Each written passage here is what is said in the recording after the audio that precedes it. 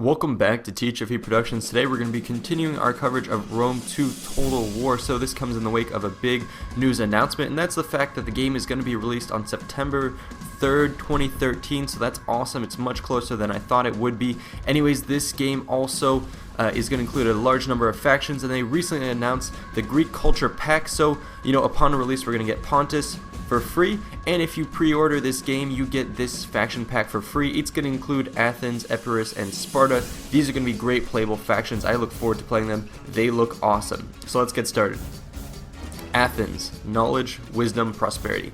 So Athens is democracy, and it's settled obviously in the Greek Isles right here, and Athens is a very powerful city-state. It's known for its culture, its great philosophers, Plato, Socrates, Sophocles, and also its strong military. They have hoplite units supported by archers, and the fully formed Athenian navy is actually very renowned. They are advised by the Oracle of Delphi, so they have all these cool elements.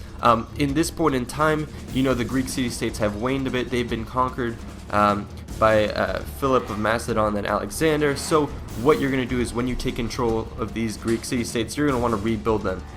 Now Athens, if you play as Athens as a faction, you're going to have to war with the various city-states for control of the area.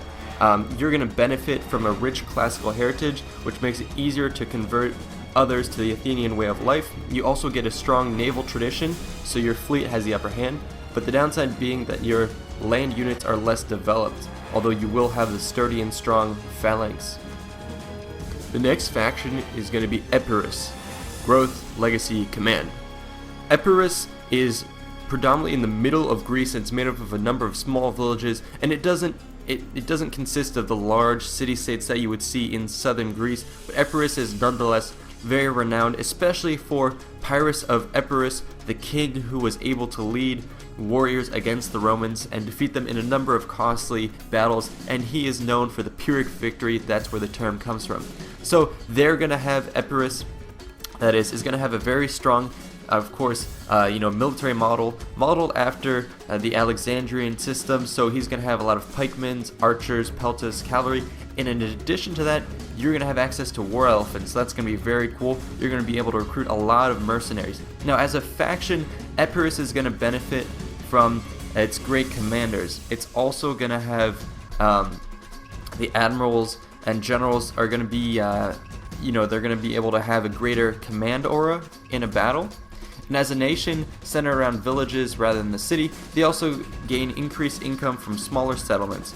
However, their checkered past with Greek states and colonies means they suffer major penalties to diplomatic factions with other Hellenic factions. So Epirus is going to be a great for you, a person looking to conquer with a mix of the standard Alexandrian model followed up by war elephants, and then you get some benefits of being able to benefit more from small cities that you capture, but at the same time you're going to suffer diplomatic penalties when you deal with other Hellenic factions because you have conquered them in the past.